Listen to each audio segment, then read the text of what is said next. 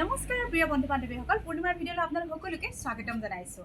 আপোনালোকে সকলোৱে জানে যে মই বাহকজনিত ৰোগ নিয়ন্ত্ৰণ আঁচনিৰ এগৰাকী নিৰীক্ষণ কৰ্মী, আৰু আমি নিৰীক্ষণ কৰ্মীসকলে কেনেধৰণে কামবিলাক কৰোঁ তাকে আজি আপোনালোকক ভিডিঅ' আকাৰে দেখুৱাবলৈ চেষ্টা কৰিছোঁ।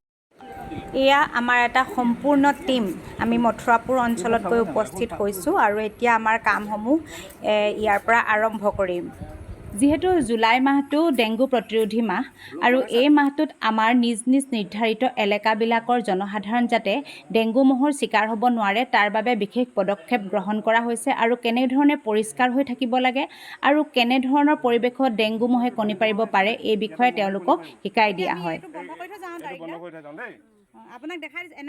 সাধাৰণতে আমাৰ পৰিৱেশত থকা কিছুমান বস্তু, পেলনীয়া বস্তু যিবিলাক আমাৰ কোনোদিনে চকু নপৰে, যেনে গছৰ খুৰুং, প্লাষ্টিকৰ কণ্টেইনাৰ, ষ্টীলৰ বাচন, এনেকুৱা ধৰণৰ পাত্ৰবিলাক আমাৰ পৰিৱেশত পৰি থাকে, আৰু তাতেই বাৰিষা দিনত পানী জমা হৈ আৰু মহৰ বংশবৃদ্ধি হয়।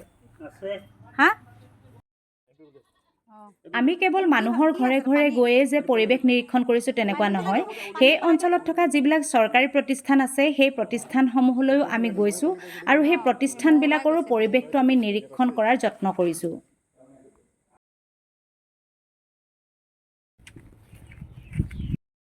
এনেকৈ আছে যে ওপৰলৈ মুখ কৰি থকা যিকেইটা আছে যে সেইকেইটা আপোনালোকে তললৈ মুখ কৰাই দিব, নহ'লে সেইকেইটা ইয়াৰ পৰা আপোনালোকে নিষ্কাশন কৰাই দিব। এইকেইটা বৰ ভাল কথা দেই, এনেকৈ কৰি দিলে ভাল পাওঁ। সেই আগৰকেইটা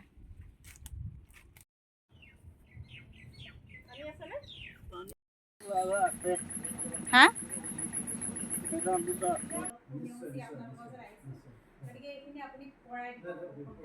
পৰীক্ষা দিছোঁ আৰু বিদ্যালয়ৰ বাহিৰত এইখিনি বজাৰৰ মানুহে আহি পেলাই মানে একদম আপোনালোকে যিটো সজাগতামূলক ভ্ৰমণ আজি আমাক ইয়ালৈ আহিছে মথুৰাপুৰ থানালৈ, তো ইয়াতো আমাৰ কিছুমান লেতেৰা পৰিৱেশ এটা আছে য'ত নেকি আপোনাৰ ডেংগুৰ জাতীয় ৰোগটো বিয়পিব পৰা ব্যৱস্থা এটা হৈ আছে। গতিকে এইখিনি আপোনালোকে সজাগতা দিলে আমি ভাল পাইছোঁ।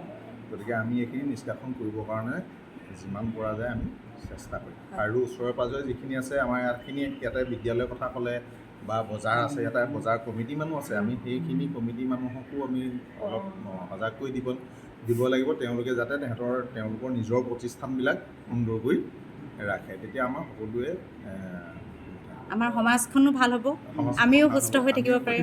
হয় হয়, থেংক ইউ। গতিকে বন্ধু বান্ধৱীসকল, ডেংগুৰ লগতে যিকোনো বাহকজনিত ৰোগৰ পৰা পৰিত্ৰাণ পাবলৈ ঘৰখনৰ লগতে নিজৰ পৰিৱেশটো পৰিষ্কাৰ পৰিচ্ছন্ন কৰি ৰাখক আৰু মহৰ বংশবৃদ্ধি ৰোধ কৰক। সুস্থ থাকক, সতৰ্ক থাকক। ধন্যবাদ।